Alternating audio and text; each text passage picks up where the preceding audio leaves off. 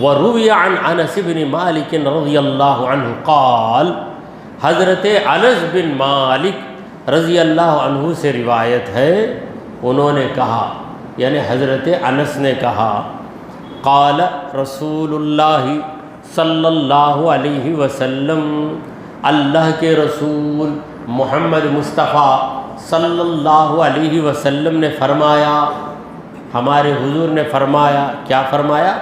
طلب العلم فریضۃ علی کل مسلم، طلب العلم فریضۃ، علم کو طلب کرنا فرض ہے، علی کل مسلم، ہر مسلمان پر، اگر مسلمان ہے تو علم طلب کرنا اس پہ فرض ہے۔ کوئی پوچھ سکتا ہے کہ ہم نے یہی سنا کہ مسلمان پر 5 چیزیں فرض ہیں، وہ کیا؟ کلمہ، نماز، روزہ، زکوٰۃ، حج۔ دیکھیے کلمے کا علم حاصل کرے، کلمے کا علم حاصل کرے گا تب جا کر ہی تو اللہ کی الوہیت پر ایمان لائے گا اور نبی کریم صلی اللہ علیہ وسلم کی رسالت پر ایمان لائے گا۔ اللہ نے بھی اپنے کلام پاک میں فرمایا کہ فَاعْلَمْ أَنَّهُ لَا إِلَٰهَ إِلَّا اللَّهُ، جان لے کہ اللہ کے سوا کوئی معبود نہیں ہے۔ فَاعْلَمْ، علم حاصل کر، جان لے۔ اور رسول کی بات ہوئی تب بھی کہا وَاعْلَمُوا أَنَّ فِيكُمْ رَسُولَ اللَّهِ، جان لو کہ تم میں اللہ کے رسول ہیں۔ تو الوہیت کی بات آئی تو وہاں بھی علم کا ذکر کیا، رسالت کی بات آئی تو وہاں بھی علم ہی کا ذکر کیا۔ تو علم ایسی اہم چیز ہے، اور حضور کا کام بھی علم پیش کرنا ہے۔ وَيُعَلِّمُهُمْ الْكِتَابَ وَالْحِكْمَةَ، میرے نبی کی یہ شان ہے کہ میرے نبی لوگوں کو علم دیتے ہیں۔ تعلیم کا معنی کیا ہے؟ علم دینا، سکھانا، سمجھانا۔ کتاب اور حکمت، کتاب اور حکمت۔ دیکھیے یہاں پر لوگ تعلیم بولتے ہیں، لکڑی کھیلتے ہیں نا، اسے بھی تعلیم بولتے ہیں۔ وہ کیا تعلیم ہے؟ سمجھ میں نہیں آتا۔ دیکھیے تعلیم عین سے ہے، عین سے تعلیم، علم دینا۔ یہ جو تعلیم ہے حمزہ سے ہے، علم کے معنی درد، تعلیم کے معنی لکڑی سے مار مار کے درد دینا، وہ تعلیم ہے۔ تو اس تعلیم میں اس تعلیم میں بہت فرق ہے۔ تب چلیے علم، میں عرض کر رہا تھا کہ نماز پڑھنا فرض ہے، مگر جب تک نماز ادا کرنے کا علم آپ کو نہیں آئے گا، آپ نماز کیسے ادا کر سکیں گے؟ وضو کرنے کا علم حاصل نہیں ہوگا تو آپ صحیح وضو نہیں کریں گے، بے وضو ہی رہیں گے۔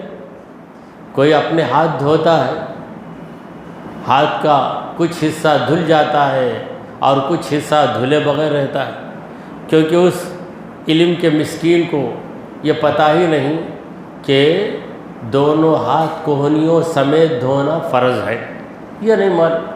اس لیے سب کو دیکھتا کہ سب ہاتھ دھوتے، میں بھی ہاتھ دھو لیا۔ اسی طرح پیر دھوتے اتنی بے احتیاطی سے کہ ٹخنے دھلتے نہیں، یا پاؤں کا بالائی حصہ تو بھیگ جاتا ہے، نچلا حصہ سوکھا ہی رہ جاتا ہے، اس پہ پانی نہیں پہنچتا۔ تو وضو میں کیا کیا باتیں فرض ہیں، یہ علم نہ ہو تو صحیح وضو نہیں کر سکتا۔ یہی حال روزے کا بھی ہے کہ روزے کے اندر کیا کام منع ہے یہ جانے۔ اگر صرف اتنا جان لیا کہ کھانا پینا منع ہے، پھر بیوی سے جا کے ہم بستری کر لیا، برابر کرتا ہے، روزانہ ظہر کو پانی نہا لے کر آتا، تو ایک دن روز پانی نہا کے آتا ہے۔ یہ کیوں بھائی؟ کیا ہوا حضرت؟ معلوم نہیں، میں نوا نوشو نام نیا نوشو، بیوی سے ملتا ہوں، ارے روزہ نہیں، کیا روزہ تو رکھتا ہوں بھائی، روزہ رکھ کے کیسے؟ کھانا پینا اتنا منع ہے سو، یعنی اسے علم نہیں ہے۔ روزے کے اندر ہم بستری منع ہے، یہ اس بیچارے کو علم نہیں ہے۔ تو زکوٰۃ کا بھی یہ حال ہے کہ زکوٰۃ فرض ہو جاتی ہے کب؟ جب صاحب نصاب بن جائے۔ اب صاحب نصاب کون ہوتا ہے؟ جس کے پاس 52 تولے چاندی ہو، 52.5 تولے چاندی ہو، اور 52.5 تولے کتنا ہے اس کی مقدار؟ 611 گرام، 612 گرام، اختلاف ہے۔ تو اتنی چاندی کی رقم کا وہ مالک ہے، تو اس پہ زکوٰۃ فرض ہے، مگر وہ سمجھتا ہے میں کروڑ پتی تو نہیں نا، میرا گھر تو نہیں نا، میں کیوں زکوٰۃ دوں؟ یعنی دماغ میں بیٹھ گیا کہ گھر خریدا تو ہی زکوٰۃ فرض ہے۔ زکوٰۃ کا ایک نصاب ہے، اسے علم نہیں۔ تو علم یہ بڑی اہم چیز ہے۔ حج کو بھی لوگ جاتے ہیں، علم کے بغیر جاتے ہیں۔ حج قران کرتے ہیں، حج تمتع، ہندوستان سے جانے والے تو حج تمتع کرتے ہیں۔ یہ حج تمتع کیا ہے؟ علم میں نہیں۔ کیا بھائی جب گئے تھے تو کیا نیت کرے آپ؟ حج کی نیت کیا بھائی، عمرے کی نیت سے جاتے، وہاں جانے کے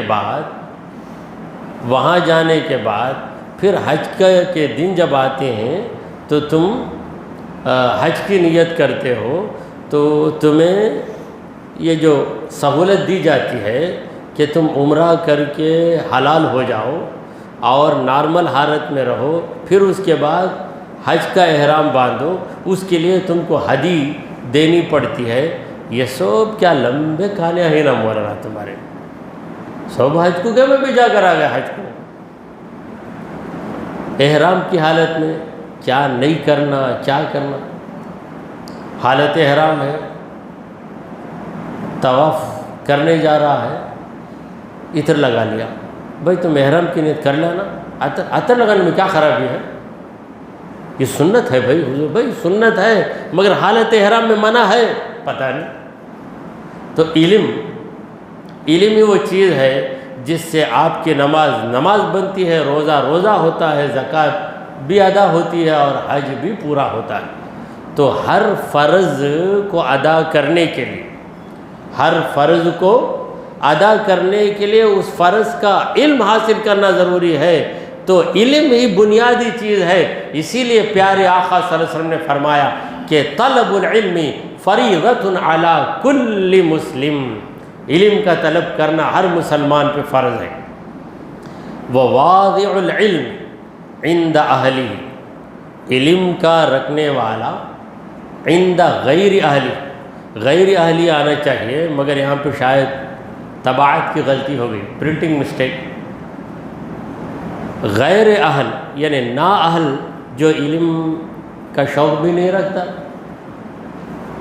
جو اس کی پرواہ نہیں کرتا، وہاں جا کر علم سکھانا، اسے جا کے بولنا کہ آ جاؤ میں تم کو سکھا رہا ہوں، تو اس کے لیے پہلے اس آدمی کو لائق بناؤ، اس کے اندر شوق آ جائے۔ دیکھیں یہاں محفل ہے، یہ اعلان کیا گیا آپ حضرات ہیں، میں یہاں پہ درس حدیث دے رہا ہوں تو مناسب ہے۔ اس کے بجائے میں سیدھے جا کے پلیا تو ہائی روڈ میں کھڑ کر کوئی جا رہا ہے ضروری کام کے لیے، اسے پرواہ ہی نہیں ہے، یا کوئی اردو زبان جانتا ہی نہیں، اسے بلا کر میں حدیث سناتا ہوں، سنو نا، حدیث سناتا ہوں، سنو نا۔ تو نا اہل کے پاس علم کو رکھنے والا، اس کی مثال کیسی ہے؟ کمقلد الخنازیر الجوہر واللؤلؤ والذہب۔ خنزیر کی جمع ہے۔ خنزیر یہاں پر لوگ اس کا ترجمہ نہیں کرتے، برا جانور کہہ دیتے۔ اردو میں تو اس کے لیے لفظ سور ہے، اور عربی میں خنزیر ہے۔ تو اس جانور سے کراہت کی وجہ سے برا جانور، ناپاک جانور کہتے ہیں۔ تو خنزیر کی گردن میں کوئی جا کر جوہروں کا مالا پہنا دے، ہیرے جواہرات، واللؤلؤ موتی، والذہب اور سونا، سونے کا نیکلس جا کر کس کو پہناتا ہے؟ کسی دلہن کو نہیں، خنزیر میاں کو جا کے پہنا دیتا ہے، جا کے سور کے گلے میں موتیوں کا ہار ڈال دیا ہے، جا کے دکان سے خرید رہا ہے، مجھے چاہیے اچھے ڈائمنڈ کا، بھاری ڈائمنڈ، اس کا ایک ہار، کتنا، لاکھوں روپے پورا دے کے لے کے جا رہا ہے۔ کہاں بھائی جاتا ہے؟ نہیں میں پہنانے جا رہا۔ کسے پہناتا بھائی؟ سور کو پہناتا ہے۔ تو لوگ بولیں گے کیا احمق نکلا ہے۔ تو سرکار دو عالم صلی اللہ علیہ وسلم یہ مثال دے رہے ہیں اس آدمی کو جو نااہل کے سامنے علم رکھ کر علم کی بے قدری کر دیتا ہے۔ علم بڑی قدر والا ہے۔ میرے ایک استاد محترم تھے، وہ کہتے تھے کہ علم بڑے وقار والا ہے، ہر ایک کے پاس نہیں جائے گا، ہر ایک کے پاس نہیں جاتا، جو جھک کر اس کے پاس آتا اسی کے پاس جاتا ہے۔ اسی لیے طالب علم استاذ کے سامنے جب بیٹھتا ہے تو دو زانو بیٹھتا ہے، کیونکہ استاذ سے علم نکلنے والا ہے اور یہ علم حاصل کرنے والا۔ تو اگر کوئی تکبر کرے گا تو علم اس کے پاس نہیں آتا، تکبر کرے گا تو علم آئے گا نہیں، ادب سے بیٹھے گا تو علم ضرور بضرور سے آئے گا۔ تو میرے استاد محترم میں کہتے تھے کہ علم اپنے اندر ایک وقار رکھتا ہے، بڑی غیرت والا ہے علم بڑی غیرت والا ہے، ہر ایک کے پاس جا کے گھستا نہیں، جو اس کی طلب میں جھک کر آتا ہے اسی کے پاس پہنچتا ہے۔ تو اب چلیے، رواہ ابن ماجہ وغیرہ، اس حدیث کو امام ابن ماجہ نے اپنی سنن میں روایت کیا ہے، اور ان کے علاوہ بھی محدثوں نے اسے روایت کیا ہے۔